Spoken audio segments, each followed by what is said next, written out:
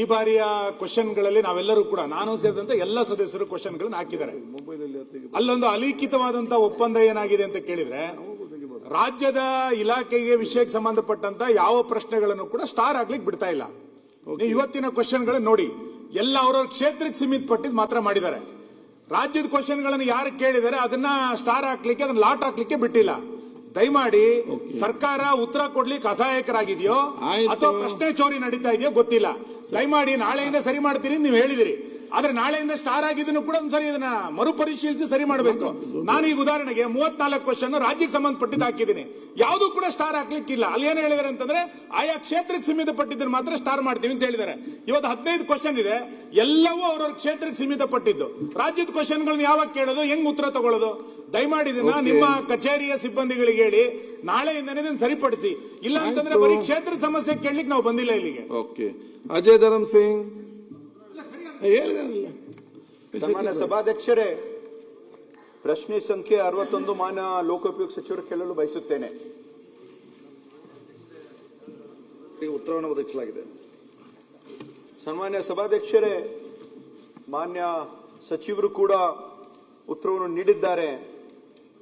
ಆದರೆ ಈ ಒಂದು ಹೊನ್ನಾಳು ತಿನ್ನೂರು ಬ್ರಿಡ್ಜ್ ಒಂದು ಬಹಳ ಒಂದು ಮಹತ್ವಾಕಾಂಕ್ಷಿ ಬ್ರಿಡ್ಜ್ ಆಗಿದೆ. ಜೇವರ್ಗಿ ತಾಲೂಕು ಹಾಗೂ ಚಿತ್ತಾಪುರ ತಾಲೂಕು ನಡುವೆ ಇರ್ತಕ್ಕಂಥ ಒಂದು ಬ್ರಿಡ್ಜು.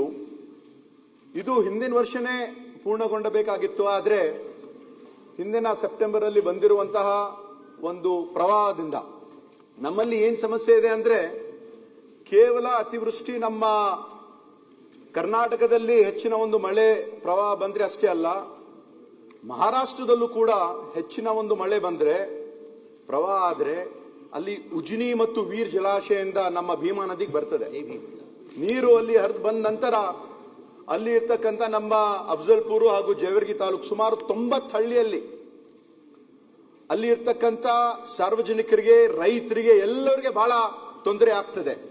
ಇದರಿಂದ ಈ ಒಂದು ಹೊನ್ನಾಳು ತಿನ್ನೂರು ಬ್ರಿಡ್ಜ್ ಅಲ್ಲಿ ಇಲ್ಲಿ ಇರ್ತಕ್ಕಂಥ ಒಂದು ಪ್ರವಾಹ ಏನಾಗಿದೆ, ಅಲ್ಲಿ ಹೊನ್ನಾಳು, ಹೋತಿನ್ಮಡು, ರಾಂಪೂರು, ಬಿರಾಳ್ಕೆ, ಬಿರಾಳ್ ಬಿ, ಮಲ್ಲಾಕೆ, ಮಲ್ಲಾಬಿ ಇನ್ನಿತರ ಹಳ್ಳಿಯಲ್ಲಿ ಎಲ್ಲ ಕಡೆ ರೈತರ ಒಂದು ಬೆಳೆ ನಾಶ ಆಗಿದೆ, ಮನೆಗಳು ಮುಳುಗಡೆ ಆಗಿದೆ.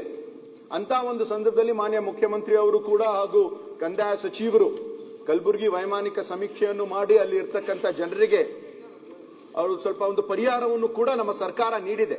ಆದರೆ ಅದರ ಜೊತೆಯಾಗಿ ಸುಮಾರು ಈ ಒಂದು ಹೊನ್ನಾಳ್ ತಿನ್ನೂರು ಬ್ರಿಡ್ಜ್ ಅಲ್ಲಿ ಇರ್ತಕ್ಕಂಥ ಒಂದು 16 ಗರ್ಡರ್ಗಳು, PSC ಗರ್ಡರ್ಗಳು ನೀರಲ್ಲಿ ಕೊಚ್ಚಿ ಹೋಗಿದೆ, ಕೆಲಸ ಸ್ಥಗಿತ ಆಗಿದೆ. ಅಲ್ಲಿ ಇರ್ತಕ್ಕಂಥ ಗುತ್ತೇದಾರರು ಅವರು ಕೆಲಸ ನಾವು ಏನು ಮಾಡ್ತಾ ಇಲ್ಲ, ಯಾಕಂದ್ರೆ ಅವ್ರಿಗೆ ಹೆಚ್ಚಿನ ಒಂದು ಅನುದಾನ ಬೇಕಂತ ಅವ್ರು ಹೇಳ್ತಾ ಇದ್ದಾರೆ. ಈ ಕೆಲಸವು ಹಿಂದಿನ ವರ್ಷನೇ ಆಗ್ಬೇಕಾಗಿತ್ತು. ಅದ ನಂತರ ಈ ಒಂದು